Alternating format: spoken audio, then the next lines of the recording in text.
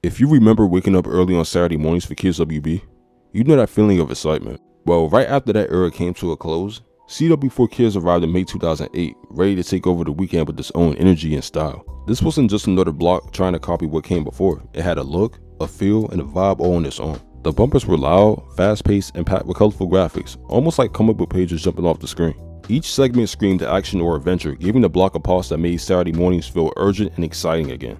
You could tell they were trying to grab attention from the first second, making sure no kid would tune out. For anyone who didn't catch part 1 of this series, I highly recommend going back to watch that video to see how Kids WB set the stage for what came next. CW4 Kids carried that momentum forward, but experimented with its own identity, stacking anime, action, and adventure shows in a lineup that felt like a high-energy marathon. It wasn't perfect, and sometimes it got messy, but it was impossible to ignore. In this video, we're diving into what made CW4 Kids unique, how it captured a generation, and why it deserves its own place in Saturday morning history. So with that said, let's get into it. After 4Kids Entertainment lost its deal with Fox, it moved its entire Saturday lineup to the CW. It was the third major identity for the same company, after Fox Box launched in 2002 and 4Kids TV replaced it a few years later. But now it lived in a new channel, which meant a new audience in the first attempt to create the same energy. Even though it reused a lot of content from Fox Box, it still felt different. The bumpers were faster and the tone felt a little more serious. CW4 Kids mixed reruns of new concept but went even harder into anime style storytelling than Kids WB ever did. The demographic was obviously boys 8 to 14, shows about fighting, heroism, gadgets, and card games. The network wanted to keep audiences locked in for several hours by stacking heavy hitters right next to the newer experiments. And to their credit, it actually worked for a while. Around 2008 to 2010, the lineup was legitimately strong and had people talking, even if critics ignored it. It might not have had the same iconic variety of Kids WB, but it had its own personality. Sometimes, that personality was chaotic in its own way. One show that carried a lot of that energy was Sonic X. This series technically started earlier during the Fox Box era, but CW4 Kids gave it a second life by replaying it for kids who never got to watch it the first time. To the anime style, the hyperspeed action, and the theme song that still lives rent-free in my head, everything about it felt electric as a kid. It followed Sonic and his crew after getting transported into the human world, teaming up with a kid named Chris Thorndike and fighting Eggman on Earth. People like to clown the human storyline now, but back then, that didn't stop me from tuning in every Saturday morning with a bowl of cereal. I remember watching Sonic spin dash through buildings, race through cities, and thinking that was the coolest thing I'd ever seen. CW4 Kids didn't have a lot of lighthearted comedy shows, so Sonic X was the closest thing to an upbeat adventure that still had action. It helped anchor the block because Sonic was already a recognizable brand. CW4 Kids used that hype and placed Sonic X near the beginning of the block to hook people early, and it worked. Even though it was just reruns by then, it became a crucial part of what made CW4 Kids memorable. Another major piece of the block was the 2003 Teenage Mutant Ninja Turtles series, which had already proven itself to be one of the best TMNT adaptations ever made. CW4 Kids aired it during its later years, especially during the Fast Forward era when the Turtles were thrown into a futuristic version of New York. The vibe was different, brighter colors, more humor, high-tech gadgets, and not everyone loved the change. But for younger viewers, it was actually really interesting to see the Turtles in a whole new setting. The futuristic designs and new characters made it feel fresh at a time when a lot of other Saturday morning cartoons were starting to blend together. Even if it wasn't as gritty as the earlier seasons, it still had enough action and personality to keep you entertained. CW4 Kids relied on TMNT as a family anchor that older kids already trusted. Having a long-running franchise on the block gave it legitimacy.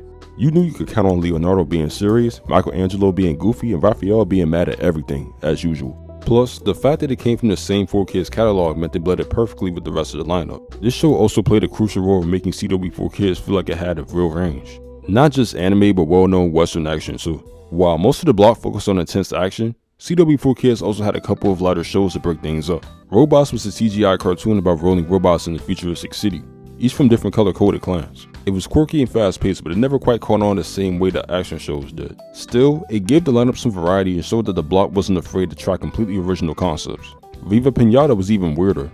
It was an adaptation of an Xbox game featuring living pinatas who try to avoid getting smashed at birthday parties. It was loud, colorful, and meant to be comedic, but let's be real, it didn't hit the same way. Kids would watch it because it was on, not because they actually loved it. But in hindsight, it helped keep the block from feeling like a non-stop punching and dueling block. And honestly, even if those shows weren't iconic, they still lived in the same ecosystem that made CW4 Kids feel unique. You never knew what you might get from hour to hour. Yu-Gi-Oh! GX was another major show in the lineup, acting as the bridge between the older Yu-Gi-Oh! Era and the more futuristic stuff that would come later. The premise centered around Duel Academy where students trained to become professional duelists. Jaden Yuki was upbeat, confident, and very different from Yugi. The battles were flashy and the cards were evolving, which made it exciting to watch week after week. Even though GX had started years earlier, CW4 Kids kept it alive with reruns that still put in hardcore fans and new viewers alike. It also tied directly into the real-life trading card merchandise, which also meant it was making money on and off the screen. While some episodes dipped into cheesy territory, the energy was still there. It was fun, it was chaotic, and it captured that same spirit as the original series. Having GX as part of the block made sure the Yu-Gi-Oh name never faded away. It reminded older viewers of what they used to watch, but also handed it to a younger audience in a fresh way. By the time Yu-Gi-Oh 5D showed up, CW4Kids was already leaning into bolder concepts. This series had motorcycle duels, a darker storyline, and a main character named Yusei Fudo who barely smiled. This was the edgiest Yu-Gi-Oh yet, and CW4Kids marketed it like it was a whole new era, darker, faster, and older. 5Ds felt like it was growing with its audience, giving them a future vision of dueling that didn't feel like a cartoon for little kids. The show still had the usual 4Kids edits, but the intensity was still there. 5Ds also proved that CW4Kids wasn't afraid to air something a little more mature as long as it had merchandising potential and brand loyalty. It allowed the block to stay fresh without abandoning its core dueling franchise. And honestly, it might be one of the most underrated series they ever aired during this era. Dragon Ball Z brought even more legitimacy to the block. Kai wasn't just a throwback, it was a cleaned up remastered version of one of the most influential anime series of all time. It featured recut footage, new voice acting, and tighter pacing that stayed closer to the manga. CW4Kids airing it was actually a big deal because it meant the block was pulling in more powerhouse titles, not just mid-tier cartoons. For young viewers who never saw the original Dragon Ball Z run, Kai felt brand new and exciting. The battles, the transformations, the energy blast, it was everything you wanted to see on a Saturday morning as a kid. And even though some violent scenes were toned down, it still delivered the hype. Every fight felt huge, even if it was a rerun.